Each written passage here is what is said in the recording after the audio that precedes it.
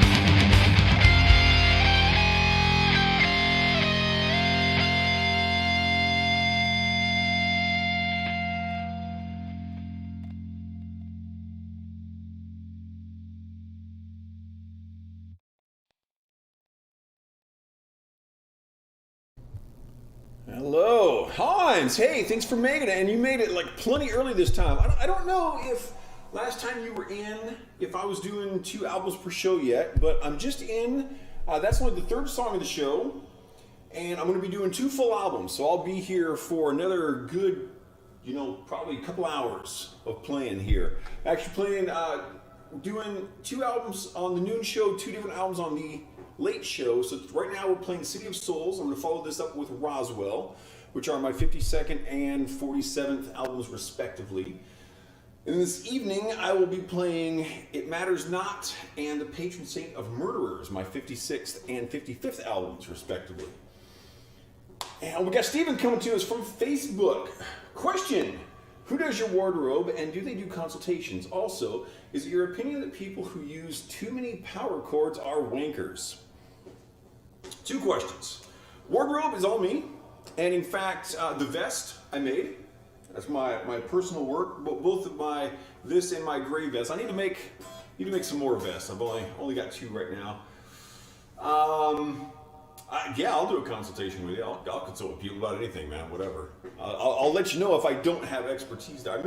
I do make a bit of my own clothes. I make all my own jeans. I make some of my own shirts. This one is not my work.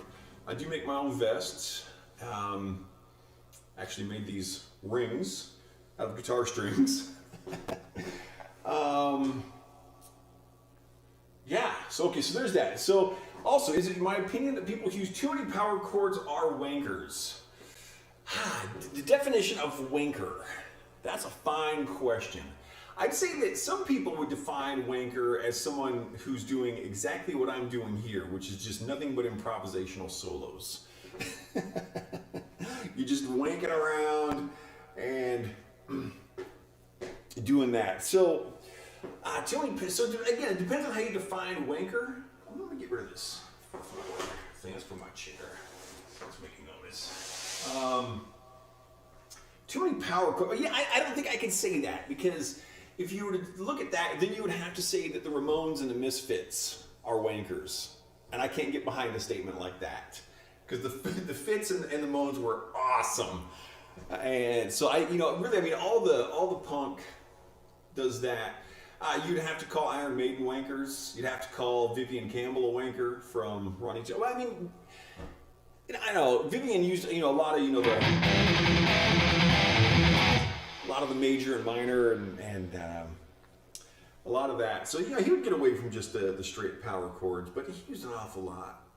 So now I'm going to say that power chords do not qualify you necessarily as a wanker, but it depends on the individual's definition of wankery. You own Roswell on Bandcamp. Awesome, yeah. Hey, and for anyone who's ever purchased any of my music on anything, thank you very much. Greatly appreciated. Making my own clothes. It is, and that you've seen that long jacket that I wear. I made that. It is like that. I've been wearing cool coats for a long time. I've worn like cowboy dusters, and long coats are just badass. And I've always been complimented on my long jackets, but that one that I made, I get more compliments on that than anything. People are like, "Oh, that coat is so awesome. Where'd you get them?" Oh, I made that myself. It's a good feeling. It really is. So yeah, Sarah and I both do quite a bit of sewing, and I think we've got like 9 sewing machines here. So some of them are like the sewing machine. I've got a pair of jeans I'm making right now, and I think there's still a video of YouTube on me doing a little of this. I've actually got one of the old treadle machines that it has no electricity, so you gotta control it with your foot. It's got the leather strap coming up to turn the machine. Oh, it's awesome stuff. So I've made a few things on that. So yeah, sewing it's a great skill. It really, it's interesting if you think about sewing. Sewing is something that is absolutely vital to the way we comport ourselves. If you think about all the things you have in your life that have been sewn, of course your clothes, but any like wallets, handbags, purses, all of your upholstery, your couches and chairs and your car seats. And there is so much sewing in the world, and it's like this completely invisible concept. Most people never ever think about the impact that the concept of sewing has on our daily lives. It's this completely invisible mass influence, and I love it. You know, when Jerry took over the Misfits, you know, Danzig definitely, I would say, kind of was the Misfits. And I remember I had someone, they put out an album, I forget what it was called. I think it was their most recent, but it was probably a decade ago or so. And I had someone asking me about that album, and I'd heard it. And he said, well, what do you think of that album? And I said, here's the thing that I think about the new Fits album, is it's a very solid album, and it's really good as long as you don't think of it as the Misfits, because it doesn't sound like the Misfits. So they still make good music. It's just not really the Misfits. It's kind of unfortunate that they're still using the same name for that music, because it is good. I'm like, this is a solid album, but it's going to make a lot of people very angry because it's not the Misfits. Hey man, if I ever get a sec, can I pick your brain on a thing or two?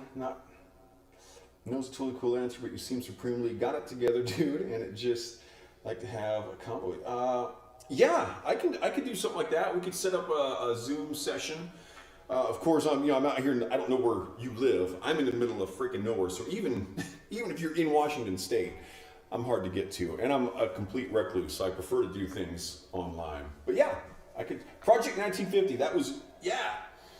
See there again, and that's exactly what I'm saying. I like the album. If I had heard the album and never saw the title The Misfits, I'd be like, hey, this is kind of cool. This has got some good stuff on it. But the name The Misfits, it skews the way that we think about things. So titles matter. Classification matter. I'm married to a botanist. Sarah is a botanist for the University of Washington. So we talk about taxonomy all the time.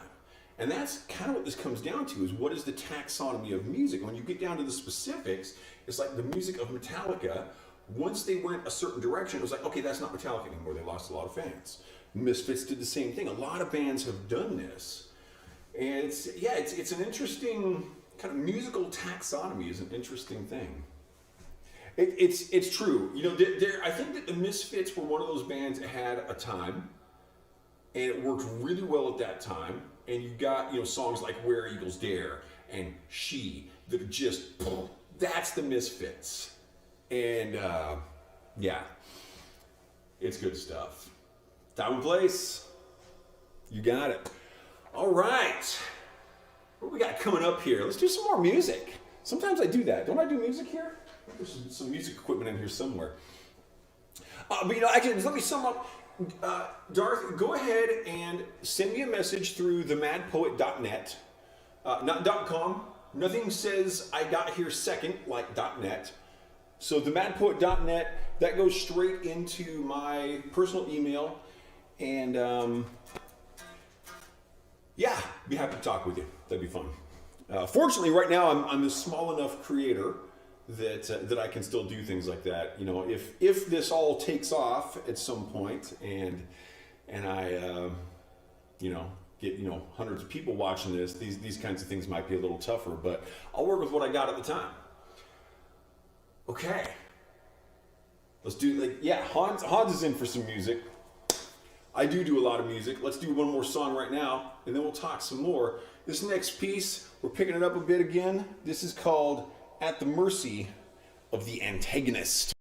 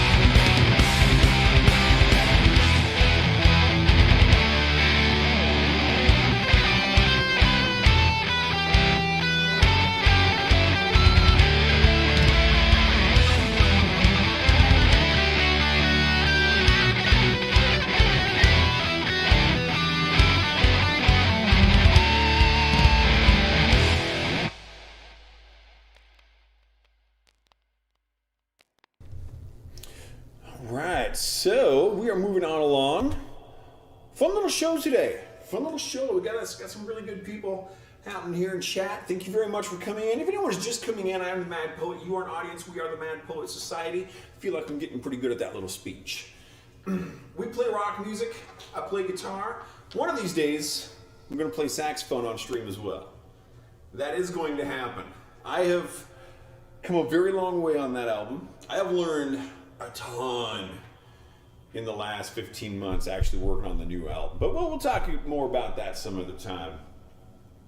I want to talk about this next song. It's called The Collapsing Wall. And this is dedicated to my buddy Mike. Mike, I believe you're out there watching today. I don't know if you're able to chat. I'm not sure which channel you are watching from or if you are signed up or any of that. But Mike said he would be watching. Mike and I used to work together at this absolutely... Oh, you are. Is Darth Bizzle, is that you, Mike?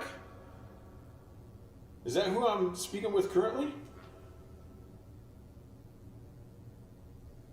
I don't know. Wherever you are. Mike and I used to work together at this absolutely amazing theater called the Historic Everett Theater out in Everett, Washington. And at this point, I think as we speak, the theater is like 120. Okay, that is not Mike. Totally okay. It's like a 120-year-old theater. I've played on that stage, I think, 23 times. I've done classical guitar shows, metal shows, blues. I've done a lot on that stage, and it's just, I mean, that theater. It's had Lon Chaney performed there. Al Jolson performed on that stage. It's incredible history to that place. And I met Mike there when I first started playing there, and he and I became friends very, very easily. Just a super cool guy. He did a lot of the tech work around there, setting up stage and making sure everything was running. He really knew his way around that theater. And then he was on the board of directors. I ended up on the board of directors there, and he's out on the East Coast these days. That theater has been sold and still running, and they still do a lot of shows out there. I haven't played there, in a couple of years because I've been, living in Eastern Washington, 250 miles away from it, but still, it's an awesome place. And Mike is just this super cool guy. We wish I could see him, but again, he's out on the East Coast doing Easterner stuff. Hey, question from Hans. Do you remember the profile picture on your Bandcamp? If so, do you remember the original picture? That picture isn't, I know the one you're talking about. It's with my Jackson Rhodes. And it's kind of this upward shot of me on there. And that long jacket I was talking about earlier, I've got that on in that picture. And that is taken on that very stage, yes. I'm trying to remember the name of the photographer now. I totally shouldn't be blanking on this. Yeah, we had a few really good photographers come through there with some of the bands I played with, and that shot, that's one of my favorites. That is a really good shot. I love that picture. There's another shot. I did a show there. I used to be in a heavy metal band that we did these really big shows with. Like fighter dancers and aerials and sword fights and stuff. It was really cool. Unfortunately, politics got in the way, and that kind of went by the wayside. But I've got some great pictures from. I think that was from one of those shows. I played there with my punk band. I used to play with a punk band for a while called Hades Machine. They're very worth checking out. They're still kind of doing the thing. I actually recorded Jake, who founded and heads up Hades Machine. He contacted me a few months ago. Said he'd been asked to provide a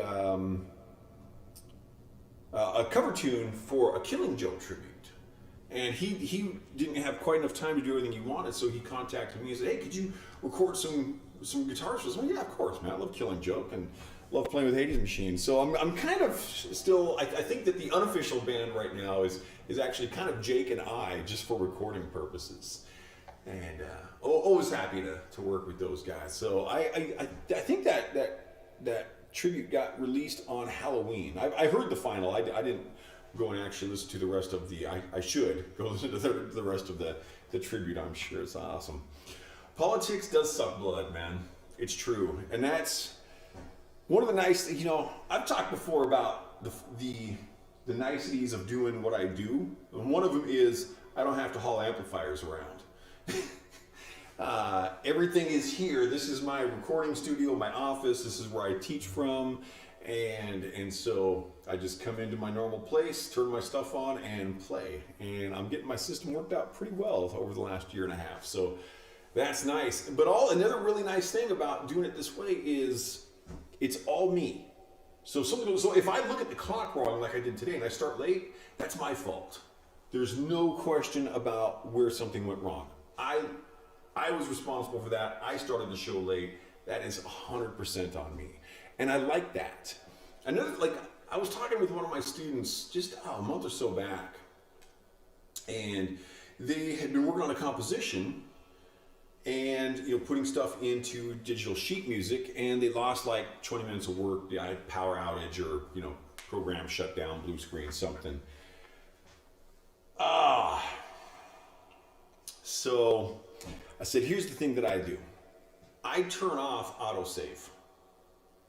That way, if I lose any information, it is my fault. Not the computer's fault, not the electric company's fault, it's my fault. And then I get so good at hitting save that I don't lose information. And I had a program shut down the other day.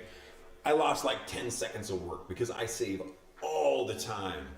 And so that's one of those things. It's like, yeah, don't give yourself a safety net on that. Make sure you're doing it. It may be in the scheme of the universe. You know, I would say, even if it is in the scheme of the universe, assume that it is not. Obscure Mysticism Cults, welcome. Good to see you, my friend.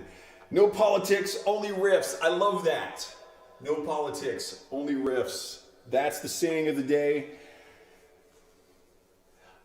Yes, I'm 50 now. Back in my younger, angrier days, which there were some, I there were a couple holes in the wall. It has happened.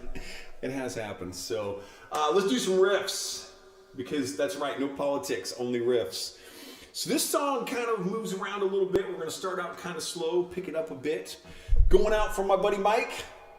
Hope you're watching, my friend. I hope you are doing awesome. It'd be great to see you one of these days, but that's not likely to happen soon. This is The Collapsing Wall.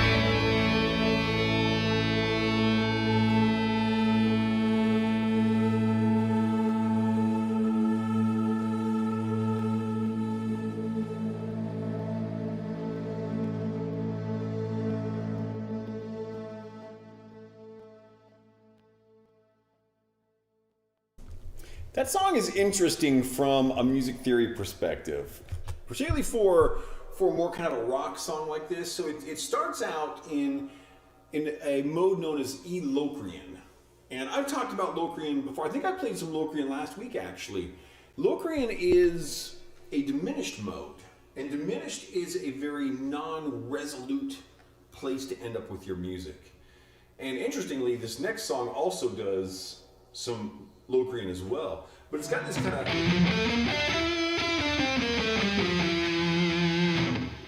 So if you listen to that, it's like that. We don't really feel like it ends there. It should end.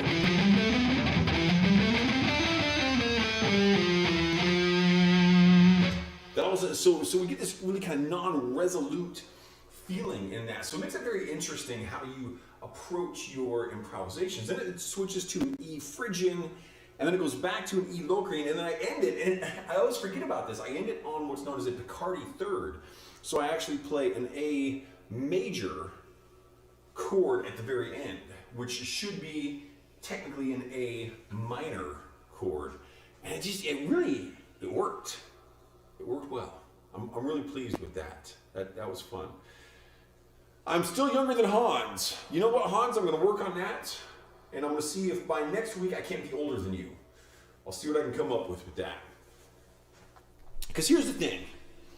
You know, if one person is 20, another person is 10, and they're twice as old as them, but then when they're 30 and 20, then they're only 2/3 apart. You know, and when they're 50 and 40, then they're only, they're 80% there. So, you go long enough, it seems like, 50%, 66%, 80%, it seems like you should be able to pass them up. So I'm going to see what I can do about that. Vosk.tech. I'm going to urge people to not click on that if it's a link. Because typically people putting links into chat is spam. That's just not the way this stuff works. So you are welcome to watch my show, but you know what? Don't be a jerk. It's just really a good rule for life. So there you go. But thanks for being here, nonetheless. For anyone, again, who maybe is coming in, I'm the Mad Poet. You are an audience. We are the Mad Poet Society. We're playing some music because that is what we do. I would be drinking water, except, I still got some water. Good. Thought I was out.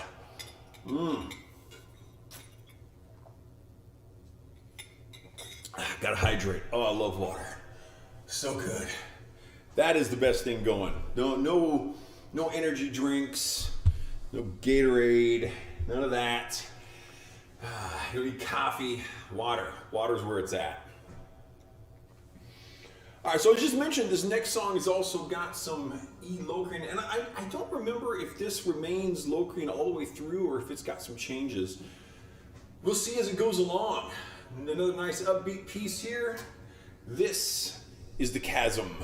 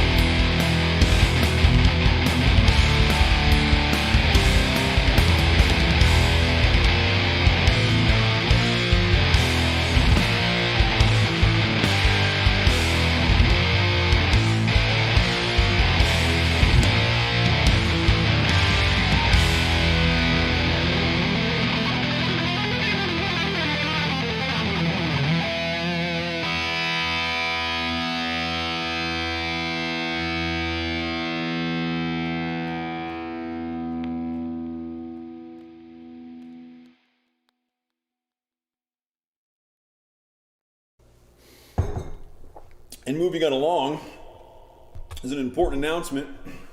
Some of you already know what it is because you've been here before. And sometimes we do this. Because, ladies and gentlemen, we have arrived at the G sharp minor portion of the show. You are welcome. Let's just jump straight into it. This one is called Illuminated Dreams.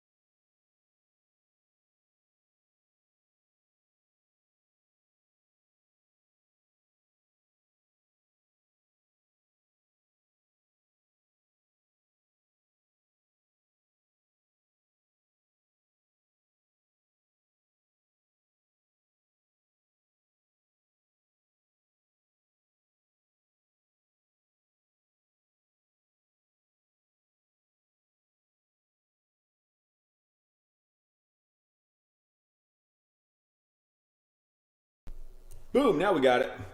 Apologies for that. Okay. So what happened there, I have in my recording system, which I play through, my microphone has an envelope on it so that it will turn on in between songs, because all the extraneous sound coming from my speakers through the microphone doesn't sound good when I'm playing. And I forgot to turn it on there. Okay. Thank you for your patience. So what I was saying is, I was talking about my song titles and my album titles. So this album is titled City of Souls, and that album, and also the one I'm going to be playing later tonight, Patron Saint of Murderers, both come from a video game that I play, a video game called City of Heroes. And in City of Heroes, there's an area called City of Souls, and I'm like, oh, that's a good album title. And then also in a character bio, I once saw a character describe themselves as the patron saint of murderers, and I messaged them, I'm like, I'm gonna call my next album that. You should check it out. I don't know if they ever did, but this next song is kind of a holdover title from back around my 11th, 12th, or 13th album. It was titled The Croaking Blackwood Mystery. And while most of my song titles I get from writing prompts, this one I found a book chapter title generator. So for like, you're gonna write a book, here's a set of chapter titles to inspire your story. And so I did that, and those were the titles for the Croaking Blackwood Mystery. And I had some extra song titles from that, because I don't remember how many it generated. It might have been like 12 or whatever. And so this song title comes from this. So this very much, I was going for a feel on this one because of this song title. And I love the way this came out. It's a little bit of a kind of a slower, medium pace kind of a thing. But I went for frightening on this one. And I feel like I nailed it. This song is pretty kicking. This is called After Hours in the Blackwood Mortuary.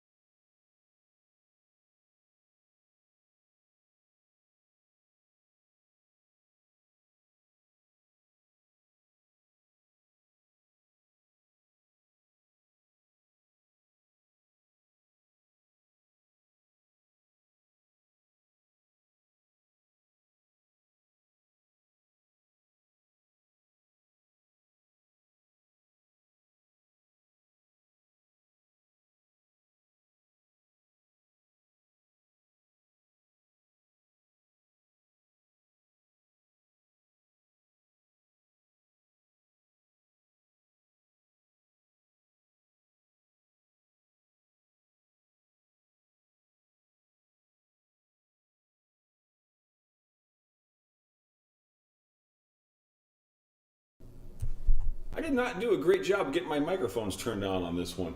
I'm going to go and rectify that for the next 2 upcoming songs. You're going to lose my audio for just a moment, and then I'm going to be back with you. Thank you for your patience.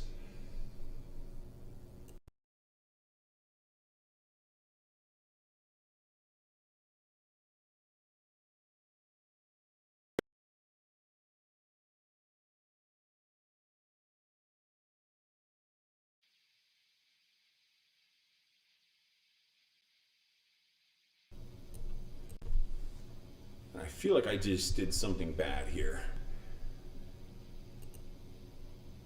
So this is why I try to get all this stuff taken care of in advance.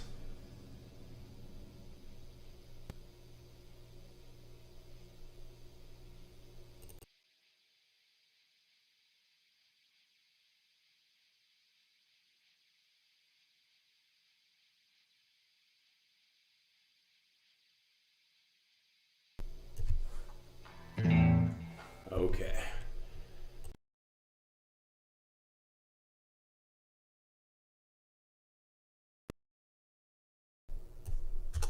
All right, now we got it. So now let me get this back to the right place so I can actually play the next. Okay, now we're in decent shape.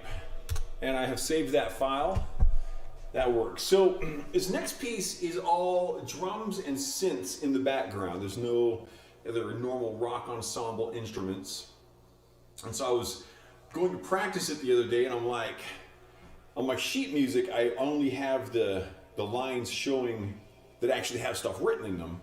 And I've deleted all of my synths to take out extra room. So all it showed was the drums, and I had no idea what key it was in. So I'm like, I don't want to get into the show and have to figure out what key I'm in the middle of the song. So I had to kind of reset my sheet music to make some notes on this. But yeah, I was going to kind of slow it down here. And my intent for today was I was going to my JG, which is now over here, is set up typically for slide guitar, and I was going to reset that so I could play this song on it, but I didn't get around to that part, so we're going to play it on this guitar. Yeah, that's what we're going to do. We're going to do that now because I am acting like a complete knob, so we're just going to go ahead and play some guitar. I was going to find something to sit on, but that's all tucked away behind my stuff that I have to get out of the way, so here we go. This is called In the Presence of the Dawn.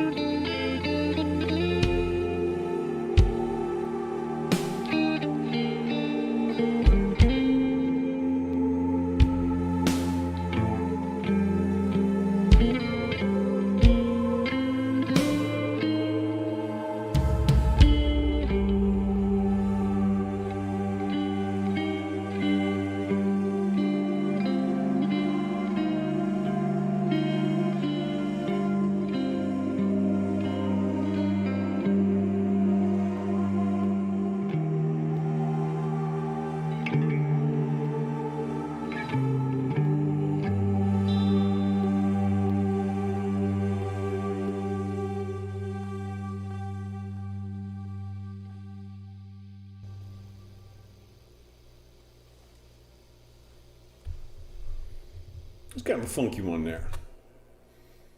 All right. Last song on this album, then we'll switch over to Roswell, my 47th album, so named, for the 1947 Roswell, New Mexico alien landing. For the kind of people who believe in that, which I'm not. But it's fun. All right. Last song on this album, we're jumping to some C sharp minor here. This piece is called Eulogy to Grief.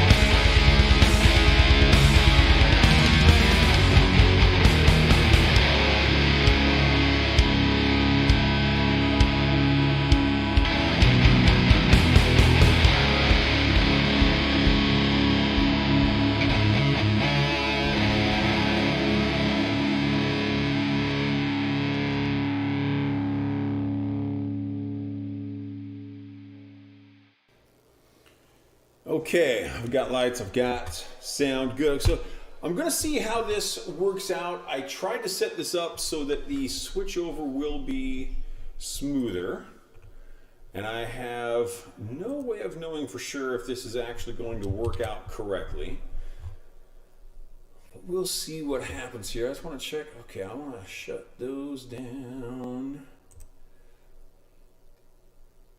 I have a feeling this is not.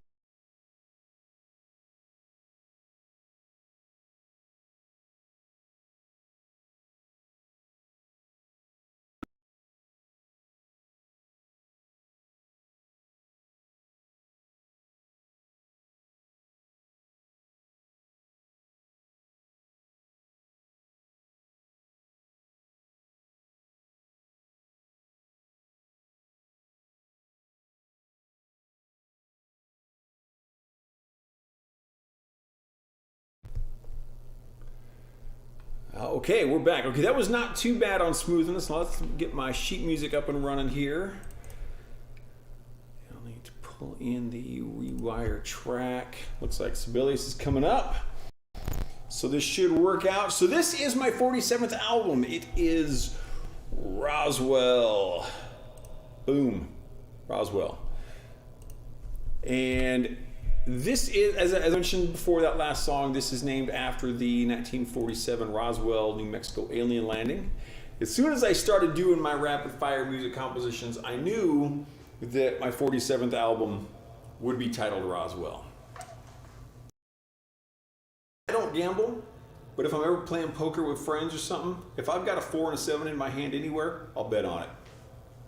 It's not my lucky number, but I do it anyway.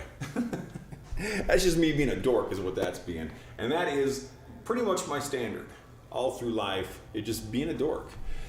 So it's fun to be a dork. Now let's make sure we got everything in place here. And I was talking earlier about my song titles. This song title, actually I've never really kind of thought about this before. This is probably my most unique song title as for where I got it from. So when I got out of the military, would have been early 1994. And I was just kind of doing my thing, you know. Wasn't in any hurry to get a job or anything. And my buddy Cameron got out just slightly before I did. And he was also just hanging out, and he heard an ad on the radio for this bartending school. He's like, I'm gonna go to this bartending school. You should come with me. It's $500. We had the money for it, cool. We get signed up. I wanna say it was like 2 days before the bartending school started. I never tended bar, BT dub. Never got to that part. I did great in the school, I just never got a job with it. So I wanna say it was like 2 days before this bartending school starts. His ex-girlfriend calls him, I made a huge mistake. You need to come to Germany and be with me. He runs off to Germany. That didn't work out. I was like, wow, what the heck? I'll go to the bartending school anyway. And one of the drinks we learned to make is what inspired the title of this next song. This piece is called Alien Urine Sample.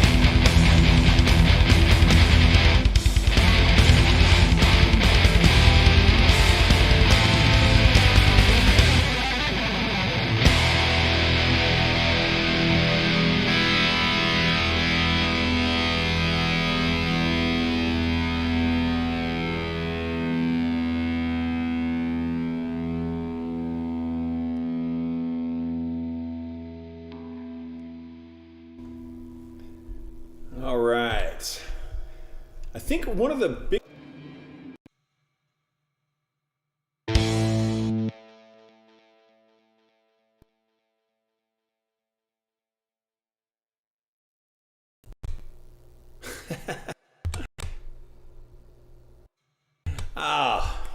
I think one of the biggest mistakes that I've been consistently making as I'm doing these album switchovers, in between, I am not turning my in-between song lights back off, and then I'm having to rush around and try to fiddle with things while I'm playing. One-person tech crew, baby. That's what's going on. One-person tech crew. All right, so we have just moved into my 47th album. This is called Roswell. That first song was Alien Urine Sample, which I do believe is one of my best song titles. I've been talking a lot about my various songs and kind of like, the inspiration, the song titles and dedications and yada yada and all this. Now this next song, what I'd like to know about it, what I'd like you to know about it, is that I don't remember anything special about this. I just put some notes together and here we go. Looks like we're slowing down a bit. This is called Withering Regression.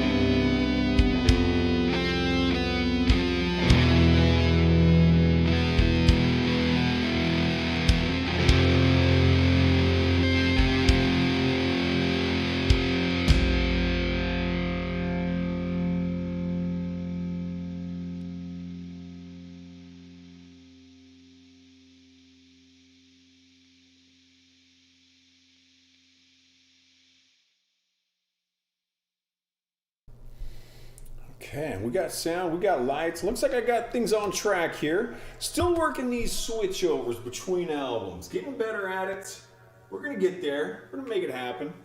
I do enjoy the whole 2-album kind of a thing.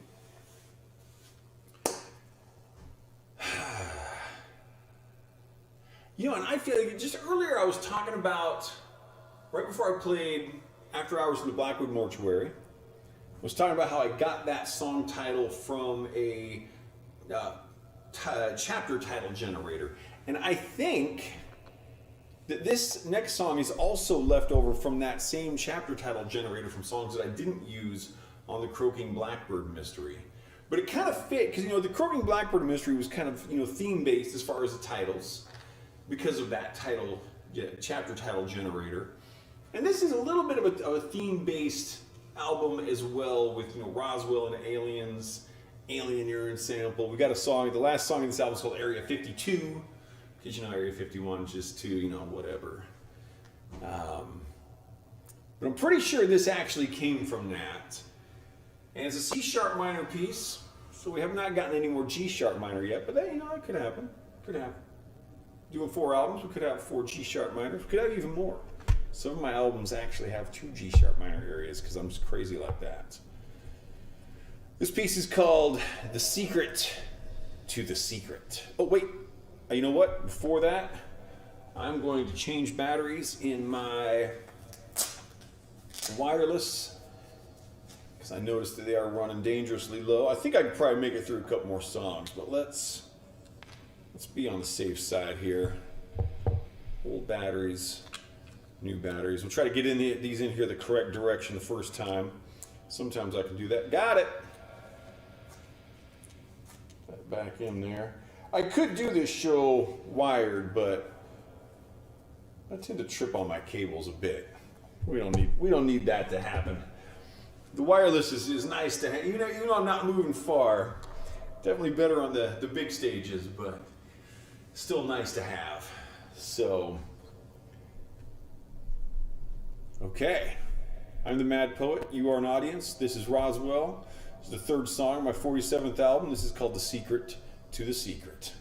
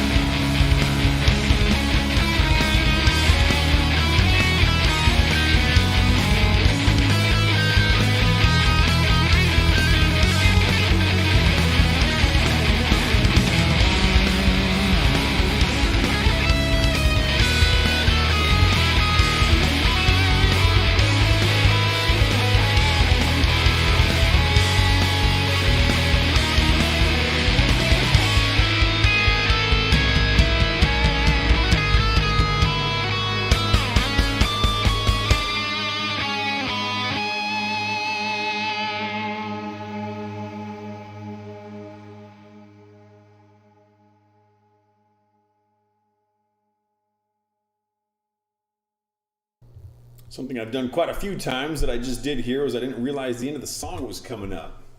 So Darth, if you're still watching, I was just kind of glancing over at the chat, and I recognized that you said worst scaled chord besides B minor. And if you're a guitar player, I totally know where you're coming from with that. But just wanted you to know that this next song is in fact in B minor. So that's what we're doing now, and there will be more G. I would argue that B flat minor would probably be the least friendly scale for a guitar, and that's just based on the fact that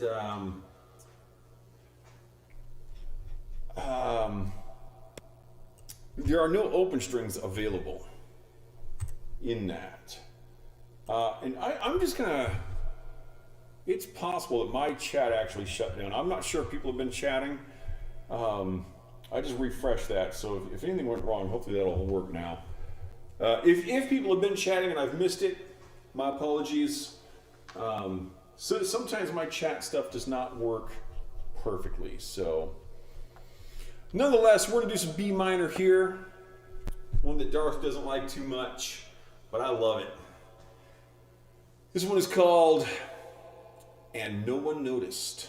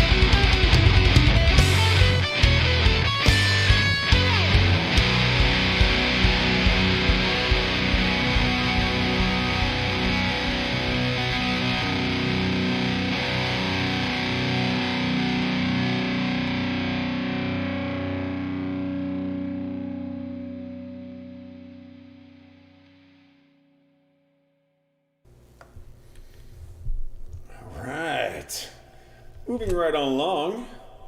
Right on along. It looks like I actually had some activity on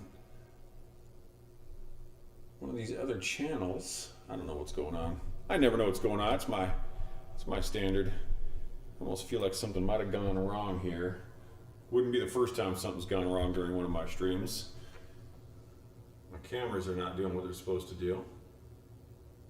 Come on, little cameras. I'll just do this then. All right, hopefully it's supposed to start switching around in between the songs. That's on. Again, it's not working. It's totally on me. At all times. At all times. I'm just kind of pulling some stuff here to see if anything's actually happening on anything. Oh yeah, okay, I'm live. Cool. Maybe I'm not.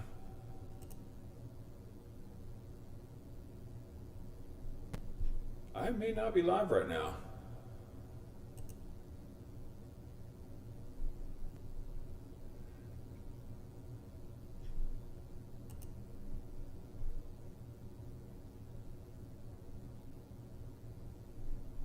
Okay, no, YouTube is showing that I'm live.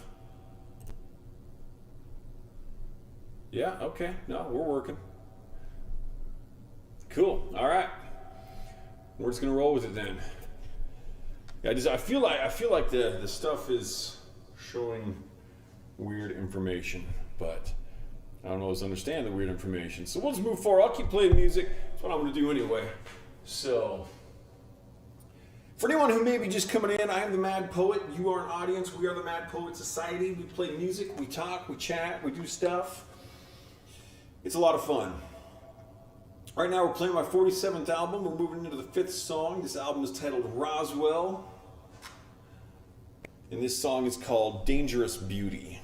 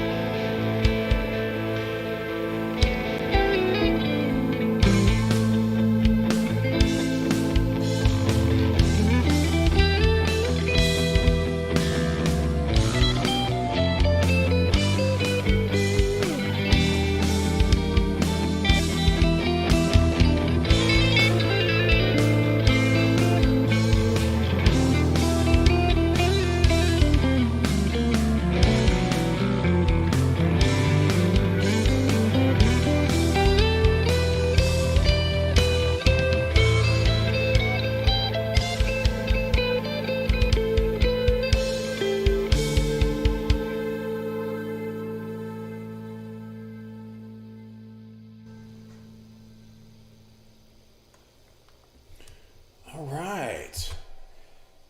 So this next song kind of got a little bit of a cool story to it. So starting with my second album, which is called Infinity Minus One, and up to my 50th album, I did video of me playing all of my guitar solos, and I was kind of stringent about it. It was an interesting concept for how I developed as far as how the albums were put together and how I comported myself with them. And this one, I have a student named Finn. He's been with me for quite a long time. Very cool kid. Well, he's pretty close to being an adult now. And he had a guitar. I forget the brand of the guitar. It was kind of this one of the real funky body-shaped guitars. Very, very cool guitar. And he needed something done on it that I was able to do. So I said, leave the guitar with me to your next lesson. I'll fix it, no problem. And so he didn't know this until the album came out. I told his parents about it beforehand, but I mentioned him in the video because I used his guitar in the video. And it was a perfect guitar for kind of the alien theme that we've got going on with Roswell. Album number 47. And this is so it's interesting to me because I always feel like there should be key changes in this, but there are not. I didn't write any key changes in. I did write a lot of tempo changes in. The song is called Rising Conflict. And it starts out with kind of a slower pace and slowly kind of builds into some very fast-paced stuff. And then kind of, I think it drops back off right at the end and gets nice and kind of repeats the intro stuff. So this is Rising Conflict.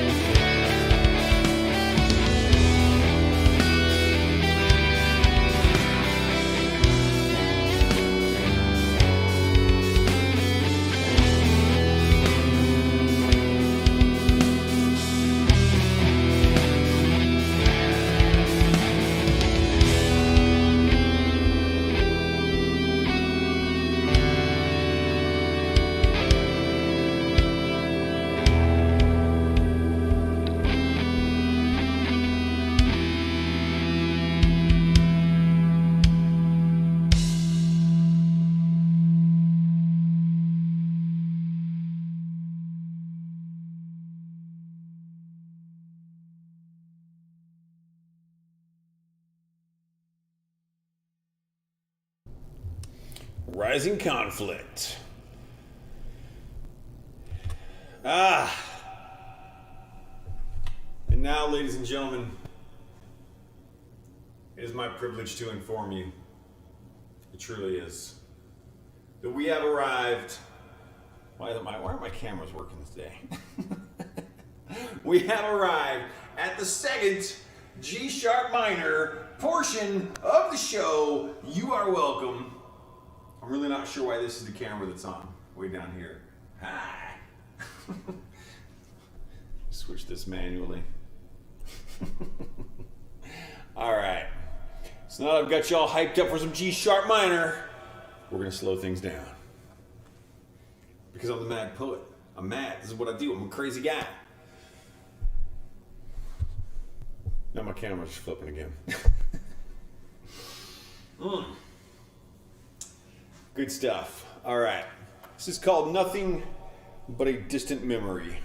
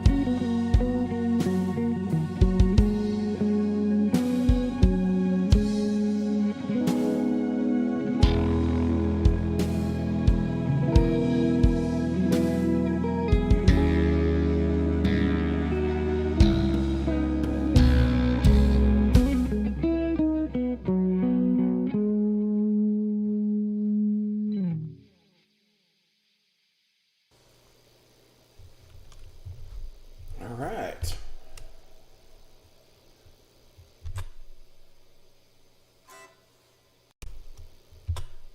Okay, so this next one, this is going out to my buddy Danny. I sent Danny a message. Danny, I don't know if you made it for the show, but this one's for you. Danny used to have a music store out in Everett, Washington, and my daughter and I would hang out there. It's an awesome place, awesome guy, super cool. Definitely, when I started dedicating songs to people on each album, Danny was one of the people that went on the list. It's a pretty significant list. And I was like, oh yeah, Danny's definitely going to happen one of these days. I had to look him up. I hadn't seen him for a long time, and ended up finding him on social media somewhere. Sent our message to him, I want to dedicate this song to you. So he liked it. It's a nice little piece. We're going to get kind of upbeat again here. And I was mentioning earlier, Darth had said something about, G sharp minor and B minor being unfriendly. As I mentioned, I would say B flat minor is kind of the most unfriendly scale on the guitar. I'd actually argue that B minor is a very friendly scale on the guitar because all of the open strings are available. In B flat minor, none of the open strings are available. This song is in F Phrygian, which is one of the modes of B flat minor, so same concepts do apply. This is called Binary Secrets. And this is going out to my man Danny.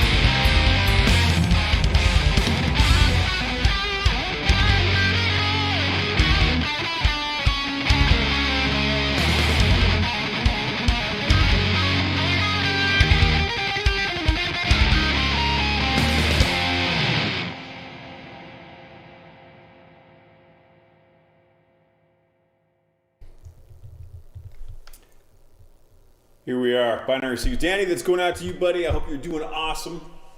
Let me get my guitar slide here. So I do some tricks on this one. We're moving into the last song of the show here. I'd like to thank everyone who's come out to watch, to listen, to smell my show. I'm the Mad Poet. You are an audience. This is what we do.